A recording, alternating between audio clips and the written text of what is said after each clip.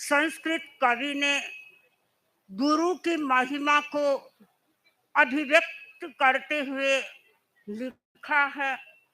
अधरीकृत चिंतामणि कल्पलता कामधेनु माहात्म्यम विजयन्ताम गुरुपादः विमलीकृत शिष्यमति विभवः। गुरु की महिमा अतिशय संपन्न होती है और गुरु के सामने चिंतामणि रत्न, कामधेनु और कल्प वृक्ष का महत्व भी बहुत कम हो जाता है।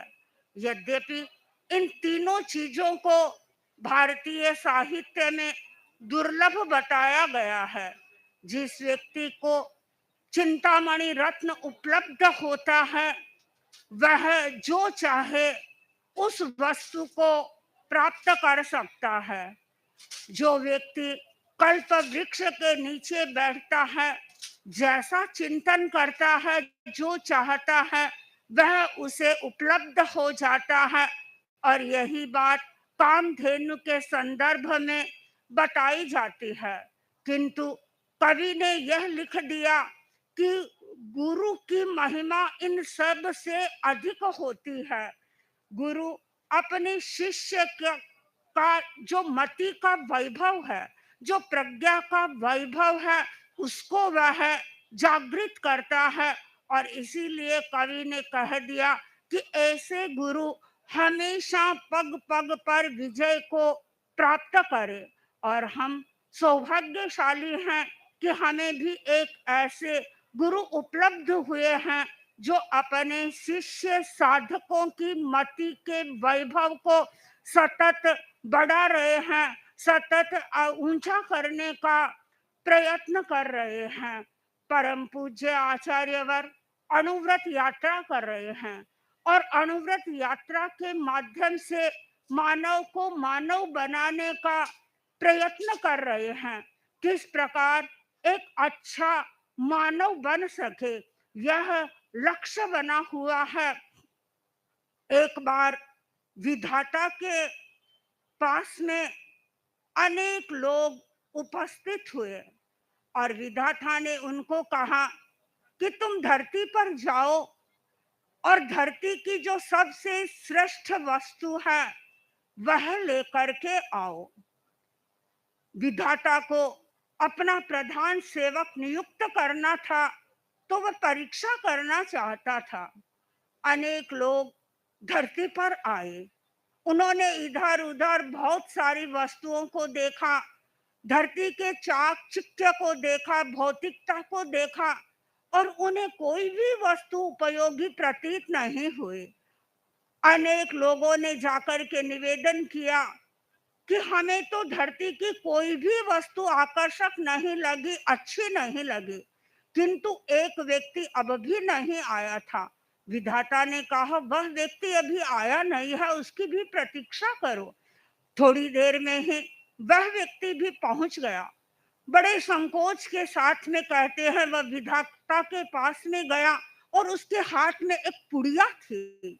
विधाता ने पूछा कि इस पुड़िया में क्या है। उस व्यक्ति ने कहा इस पुड़िया में मिट्टी है। आसपास में खड़े जितने लोग थे सब उपहास करने लगे उस व्यक्ति का कि विधाता ने आदेश दिया था कि सर्वश्रेष्ठ चीज लानी है, और क्या यह मिट्टी ही सर्वश्रेष्ठ है, यह लेकर के यहाँ आया है। वह मिट्टी लेकर पहुंच गया, विधाता के चरणों में उपहित कर दिया और उसने विधाता ने उसको पूछा कि यह मिट्टी सर्वश्रेष्ठ कैसे है। तो उसने बताया कि यह मिट्टी असाधारण मिट्टी है और धर्म और मानवता के जो रक्षक संत हैं उनके चरणों का स्पर्श इसको प्राप्त हुआ है। और जब विधाता ने इस बात को सुना तो उस मिट्टी को अपने सिर पर लगाया और कहा कि देखो ये संत जब तक इस दुनिया में रहेंगे तब तक सब लोगों को ये सुखी करने का प्रयत्न करते रहेंगे, मानवता का रक्षण करने वाली जो मिट्टी है उसका भी महत्व होता है। तो जो व्यक्ति स्वयं मानवता की सुरक्षा के लिए प्रयत्न करता है उसका तो कितना महात्म्य होगा। एक बार गुरुदेव श्री तुलसी के पास में एक व्यक्ति आया और आकर के निवेदन किया कि आचार्य जी, मैं एक अच्छा मानव बनना चाहता हूँ। अच्छे मानव बनने के कुछ बेहतरीन नुस्खे आप मुझे बताएं जिससे मैं एक अच्छा मानव बन जाऊं। आचार्य श्री तुलसी ने कहा कि भारतीय संस्कृति में ऐसे अनेक सूत्र हमें उपलब्ध होते हैं जो व्यक्ति को एक और नेक बनाते हैं, अच्छा इंसान बनाते हैं और उसे जीवन की कला सिखाते हैं। उसने उन आचार्यवर ने पहला सूत्र बताया कि अहिंसा है वही समस्याओं का समाधान दे सकती है। हिंसा से कभी भी समस्याओं का समाधान नहीं हो सकता। जो व्यक्ति अच्छा इंसान बनना चाहता है वह व्यक्ति अपने जीवन में अहिंसा को अपनाएगा। वह कभी भी हिंसा का आश्रय नहीं लेगा। अहिंसा के लिए कहा जाता है सब भूय खेमं करी। अहिंसा सब जीवों का कल्याण करने वाली है। और जो व्यक्ति अपने जीवन में अहिंसा को अपनाता है वह व्यक्ति अपने जीवन में सुख का अनुभव करता है।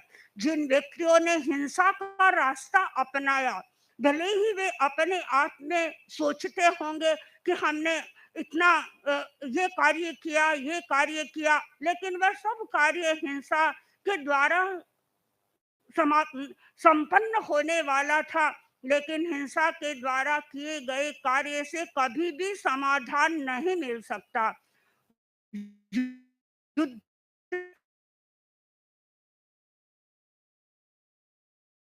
हुआ, लेकिन प्रथम विश्व युद्ध होने के बाद भी एक बार चारों ओर शांति हो गई। क्या यदि समय के बाद फिर सेकेंड वर्ल्ड हो गया हुआ, लेकिन फिर वह शांत हो गया। चूंकि हमें इस संदर्भ में ये समझना होगा कि अहिंसा है वह हमेशा समस्या का समाधान बनती है। हिंसा कभी भी समस्या का समाधान नहीं बन सकती। परिवार में दो भाइयों के बीच में कलह होता है और जहाँ कलह होता है तो कहीं कभी कभी हिंसा भी सामने आ जाती है। लेकिन कलह क्या समस्याओं का समाधान है? कलह एक तरह से हिंसा का ही रूप होता है। लेकिन आखिर यदि सुख प्राप्त करना है, शांति प्राप्त करनी है तो उस कलह को छोड़ना होगा। मुझे याद आ रहा है परम पूज्य आचार्य महाप्रज्ञ जी के वे शब्द जब आचार्य वर्ग के सामने हिंदू और मुस्लिम दोनों प्रकार के लोग बैठे हुए थे और आचार्यवर उन लोगों को समझा रहे थे। तो आचार्यवर ने यही फरमाया था कि तुम लोग ये समझने का प्रयत्न करो कि यदि हमें देश का विकास करना है तो हमें अहिंसा को अपने जीवन में अपनाना होगा। और यदि देश को विनाश के कगार पर ले जाना है तो आप भले ही हिंसा करते रहे, लेकिन यह हिंसा कभी भी इस समस्या का समाधान नहीं बन सकती। विकास के लिए तो हमें अहिंसा का मार्ग ही अपनाना होगा। तो पूज्य गुरुदेव ने उस व्यक्ति को पहला सूत्र यही दिया कि यदि तुम अच्छा इंसान बनना चाहते हो तो हर समस्या का समाधान अहिंसा के माध्यम से करो।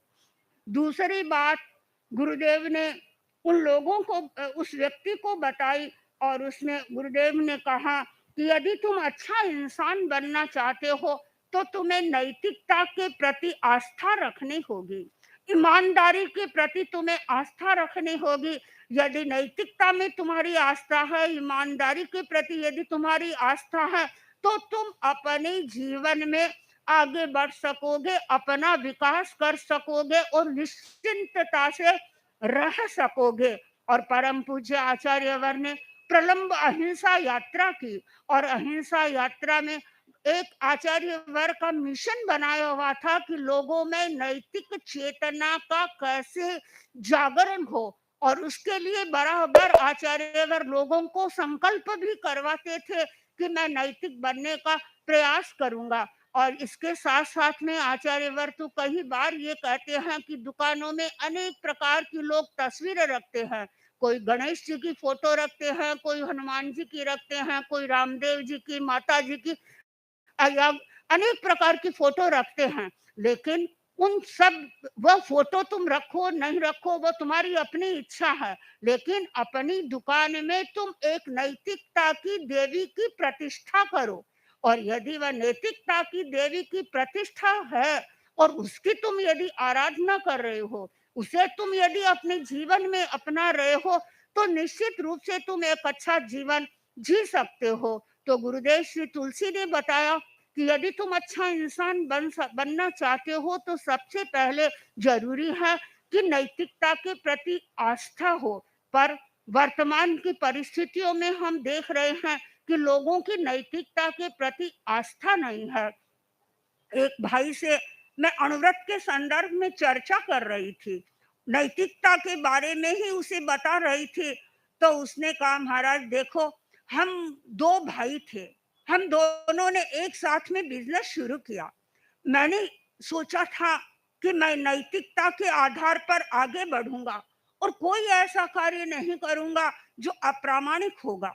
और मेरे भाई ने क्या सोचा? मेरे भाई ने ये सोचा, by hook and by crook, यानी ये न के न प्रकारेण मुझे तो धन कमाना है, मुझे पैसा कमाना है और मुझे समाज में अव्वल रहना है। तो मैं कोई भी साधन अपना करके मैं अपने बिजनेस को आगे बढ़ाऊंगा। और परिणाम ये आया कि सचमुच में 1 साल में वो तो कहाँ से कहाँ पहुंच गया। और मेरी स्थिति तो इतनी तो अवश्य थी कि मैं मेरे जीवन का निर्वाह कर रहा था, लेकिन जो सुख सुविधा के साधन मुझे मिलने चाहिए थे, वो साधन मुझे उपलब्ध नहीं हो रहे थे।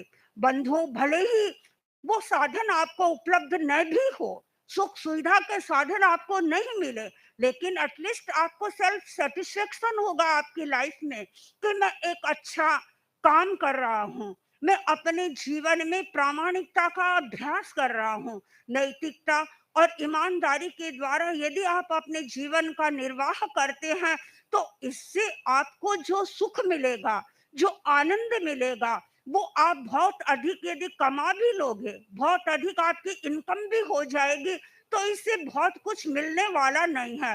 क्योंकि अनेक ऐसे लोगों को देखा है जिनके पास में प्रचुर ऐश्वर्य है, प्रचुर धन है उनके पास में, लेकिन उनके भीतर सुख नहीं है, वे सुख की अनुभूति ही नहीं कर रहे हैं।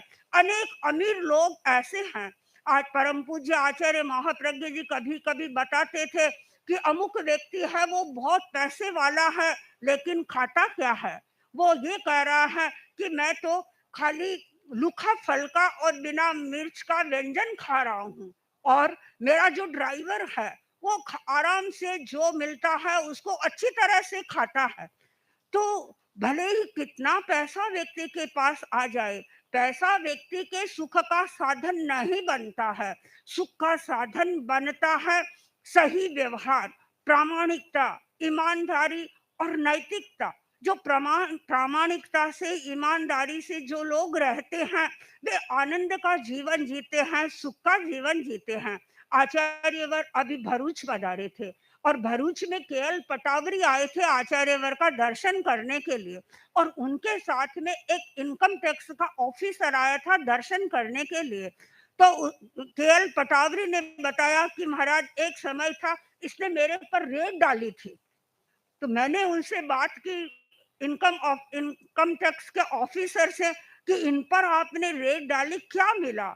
तो उसने बताया कि महाराज मिला तो कुछ नहीं मुझको, क्योंकि इनका काम सारा क्लियर था, मुझे कुछ कहने का, बताने का कोई अवसर ही नहीं मिला। तो पटावरी जी ने बताया कि महाराज, मैं इतना टैक्स देकर के खुशी की अनुभूति कर रहा हूँ, मैं प्रसन्नता की अनुभूति कर रहा हूँ। तो जो व्यक्ति अच्छा इंसान बनना चाहते हैं, उनके लिए आवश्यक है कि वे नैतिकता में आस्था रखें, ईमानदारी के प्रति आस्था रखें, और उसके साथ साथ में वे निरंतर रहे हैं और लोगों के भीतर चेतना का जागरण हो, लोगों के भीतर नैतिकता की चेतना हो और लोगों के भीतर ईमानदारी के प्रति आस्था हो, इसी भावना के साथ ओम